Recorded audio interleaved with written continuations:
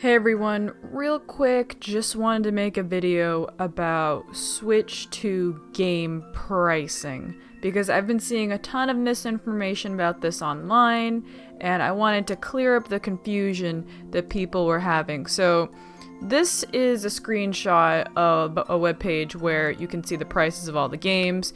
Here you can see Mario Kart World is $80 and then Legend of Zelda Tears of the Kingdom also says $80, Jamboree says $80. People are like, oh, $80 games, $80 games, $90 games, some people. So the $90 game confusion comes from the fact that in Europe, it's £90 for a physical version and £80 for a digital version. That does not apply to other territories like the United States and Canada. In Canada, it'll be more. In the United States, it'll only be $70. Now, here's why.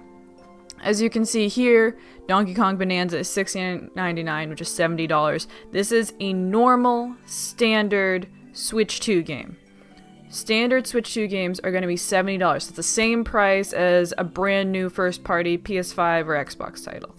That has been the industry standard. It's sad that this is what Nintendo's doing too, but that's just the way that the industry has been going. They've been putting bigger budgets on their games to make something bigger, better, badder, so that we can enjoy it on newer hardware.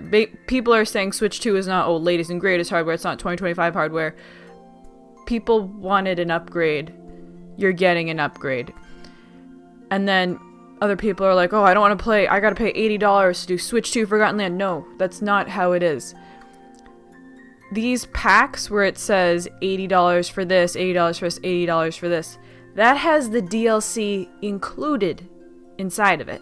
It's best shown in Jamboree TV. It's kind of shown here, but it kind of looks like part of the box art. I would say Jamboree TV does it best, where it shows for the Switch 2, when you get the Switch 2 edition, physically, the only option is to get it with the DLC. You can still play the original game on your Switch 2. So the original game for Jamboree, that's $60. For Kirby and the Forgotten Land, that's $60. For Breath of the Wild, that is $60. But then you say, well, why is Breath of the Wild $70 now? That's because this also has DLC. Breath of the Wild and Tears of the Kingdom both have DLC included with them. However, the DLC varies in cost. So for the Zelda games, it's $10. For Jamboree and Forgotten Land, it's $20. So if you don't want to pay for the DLC, you can still get the original versions of the games for the Switch 2 with better performance. Now, why am I saying that? Why am I saying, I don't have to pay for the performance? No, look. These are free updates. It says for select Nintendo Switch games. This is just the start.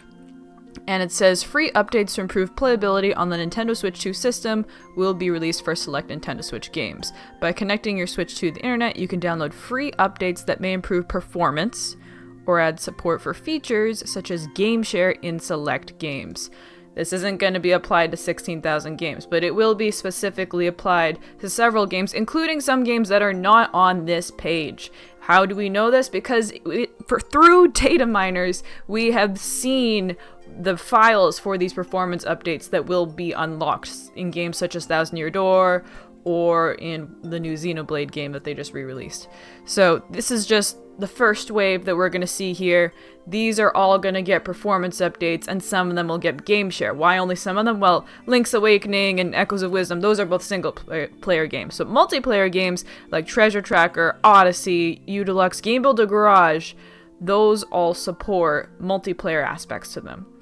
So in addition to getting performance updates for free, you will also get the game share ability, which will be limited to certain games, which in a way makes sense because not all games are multiplayer. And then here, this added cost is through the DLC, which does not mean it's 100% necessary. In the screenshot, you don't see Prime, but Prime is going to be the same way. They didn't put Prime, when I say Prime, I mean Metroid Prime 4. They didn't put Prime in the screenshot, but that game will be $60 for the Switch, and then $70 for the Switch 2 version, just like Donkey Kong Bonanza, except Donkey Kong Bonanza is going to be Switch 2 exclusive. It's very confusing, I understand, it's very confusing how Nintendo is doing this because there's such a variance in prices with the way they're doing a Switch 2 edition thing, but I assure you, you can still play the non-Switch 2 edition on your Switch 2 with performance improvements because you're playing on a Switch 2. I'm sure you've noticed on your normal Switch games don't always run the best. When you put them on your Switch 2, you're not going to notice anything. Again, they can make it even better, free update, but point is, you're still going to be able to get the benefit of your Switch 2 on your Switch 2 without having to pay an extra $10 or $20. The reason why the Tears of the Kingdom Breath of the Wild are only $10 DLC is because it's much smaller, whereas Jamboree and Forgotten Land, they added brand new modes. Brand new modes, like a whole little game inside of them, where Breath of the Wild, Tears of the Kingdom, the extras that they add in the DLC aren't as great, so they put it at a lower cost. Now, the stinger is Mario Kart World. That is $80. I have several theories about this. This is an $80 game. I will not defend the fact it's $80. I think it should only be $70, and it is my belief that Nintendo wanted this to be $70, but for a couple of reasons, they chose to put it at $80. And again, if price is the worst thing about all this, price is very easy to change, for better or for worse. These games in like 50 years, price isn't going to matter. They're still going to be great games. That's very important. I think with Mario Kart World, they overextended their budget. They went way over budget because they made it the biggest, the bestest, the baddest, the most amazing Mario Kart ever. No one's denying that. Everyone says it looks amazing. I think they overextended themselves. So this may be part of them trying to recoup that. I'm not sure. That's just one of my theories. The other theory that other people have been having is that this is testing the market. This is obviously a #1 seller. It sold over 67 million copies on the Switch. It's not going to do that on Switch 2. There's no way Mario Kart World, I don't think in the entire length, history, life cycle of the Switch 2, I do not think that it is going to sell as many, which is fine. Part of that is for the price. Part of that is going to be the install base. Switch 1 is always going to have a higher install base than Switch 2. That's just the way it's going to be for multiple reasons. I feel like it should be $70, not $80. I feel like this is part of them testing the waters, part of them trying to adjust for the fact that they went way over budget. Another thing is that technically, I'm not trying to defend it, I'm just trying to say the amount of content might also justify that price point. And part of the reason why I say that is that Mario Kart 8 Deluxe is actually $85, and I've never heard anyone complain about that. $85 for Mario Kart 8 Deluxe. $80 for Mario Kart World. That's because Mario Kart 8 Deluxe got DLC. It is my belief that Mario Kart World will not be getting DLC, at least if it does, not for 5 years. Nintendo doesn't normally do DLC. The only reason why they're doing a bunch of DLC now with the Switch 2 is to sell the games on the Switch 2, even though they're Switch 1 titles. It is actually my belief that Jamboree was always supposed to be a Switch 2 title, but they made some adjustments. So those are my thoughts on that. I don't think I have anything else to say besides the fact that this box art is garbage and I hate it, but that's unrelated to the price. That's unrelated to the price, which I do condone, by the way. I do think this is completely unaffordable for anybody. But I'm trying to explain why they chose to make their games $70, and I am trying to defend the misinformation. Their games are $90. Their games are not $90. Their games are $70. You have the option to put on DLC for an extra $10 or $20, and Mario Kart World is $80, but I feel like that is an outlier. I feel like that's an outlier. And there is a chance it could change, but for now, it's $80, it's an outlier. And then the last thing I wanted to show was the prices here. Make it a little bigger so we can actually read it. Switch 2, this was the previous price before the tariffs. It was going to be $450. I have not seen a soul complain about that. Nobody has complained about that. Is it affordable? Still no. No, absolutely not. No kid can afford this thing. That's a thing they get. The parents get that for the kid, and then the kid's supposed to pay for the games. The kid's not paying $78 for a game. That's just not going to happen. But like I tweeted, I think yesterday, you can still... I think people forgot that they were complaining Switch 1 was too weak to do anything. It's a toaster, blah, blah, blah, yada, yada. And now that Switch 2 is out and it can do everything they were asking for, they're complaining. You can play Switch 1 games on Switch 2. Everybody has forgotten about that. Just a friendly reminder here.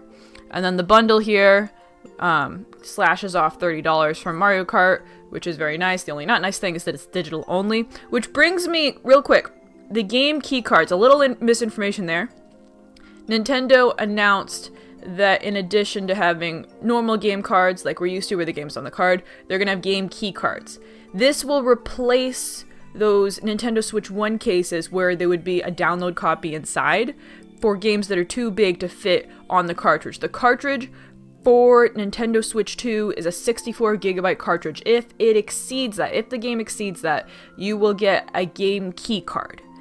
It does not have the game on it, it will have the licensing key on it. So instead of having a digital code, you can still swap it between consoles or share it with your friend, but you will have to download it to the console, which is fine. Sony and Microsoft do the same thing. We're still going to complain about it. I still think it's bananas. Bananas. Bananas. Sorry, I was reading that. But I'm just trying to explain what's happening here. So yeah, Mario Kart World, $80. I don't think another game on Switch 2, at least from Nintendo, will be $80. I doubt that. Not including DLC pack-ins. Okay, I'm just talking about base game. Base games, this is not going to be the standard. I think this is going to be an outlier. The standard is going to be Donkey Kong Bonanza, which is $70. We're going to get $70 games. We got a $70 game with Tears of the Kingdom. That set a precedent, which Sony and Microsoft had already sent by, what they were doing. Pro Controller is an extra $10. However, all controllers that worked with Switch 1 are going to work with Switch 2. So, if you have 20 million controllers at home, they are still going to work. You do not have to buy a new controller. Everything pretty much going to be the same. It will not have the game chat button on it, but you're going to have the game chat button on your Joy-Con, which I'll show you in a second how that's going to work. If you want 2 pairs of Joy-Cons, it's $90 instead of $80, so they upped each by $5.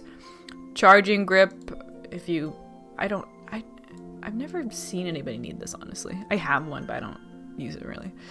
Straps, I think that's weird that they're not included in the pair, but maybe that's because... Actually, I think the straps are included in the pair. I would believe they're included in the pair, and this is just for people who keep losing them, which, if you keep losing it, you deserve to spend $13 on it. There's a wheel set. The camera's $50, which, to be honest, is a lot less than we were theorizing. Again, not necessary. None of this is necessary. I'm trying to show you. You don't need to buy any of this. The dock set is $110. Again, it comes with the dock, carrying case, screen protector, all-in-one carrying case, AC adapter. You can get third parties for these things. You don't need to buy anything here. None of this is necessary. These are just accessories. If you did want another controller, you can get a Switch 1 controller. You can get one third party for like $20. It'll be fine. You do not have to spend $90, $70, $100 million on new controllers. Just trying to make that clear. And then if we come down here, Nintendo Switch 2 comes with the following. This is the last thing I will cover. It comes with the console. It comes with the controllers. It comes with the grip. It comes with the straps. It comes with the dock. It comes with your cables. Just like Switch 1. So, in conclusion, games are $70. That's the standard. DLC is going to be $10 to $20, which has been the case for as long as I can remember. If you have DLC for a game, $10, $20 is, that's the DLC price. And you don't have to buy brand new hardware. You can keep your controllers. Even Joy-Cons, old Joy-Cons will be compatible with the Switch 2. The thing that I saw is not compatible is you can no longer turn on the Switch 2 using the home button on the Joy-Cons. I doubt anybody's going to care about that so much that they're going to cause a stink about it. Just wanted to clear that up though. So you can use your original Joy-Cons, which means games that are not compatible. Oh, that one quick thing, compatibility. All games are gonna work on Switch 2 eventually. The only ones that will not be compatible are the ones that use VR. So like Mario Kart 8 Deluxe has VR in it. Legend of Zelda, I think, what's the first one? Dang it, I just lost it. What was it here? Breath of the Wild, this has VR in it. Treasure Tracker, that has VR in it. And then the Labo stuff is not going to work. And that's just literally because the console size is different. Again, highly doubt anyone's going to cause a stink about that. If you want to play a game like Ring Fit Adventure, you will still be able to play Ring Fit Adventure on Switch 2. You'll just have to use an old Joy-Con, which at this point I'm pretty sure you have it. If you have any questions, let me know in the comments below. I hope this video was informative for you, and hopefully the tariffs will not ruin everybody's lives, but I'm pretty sure they are. Alright, signing off. See you later.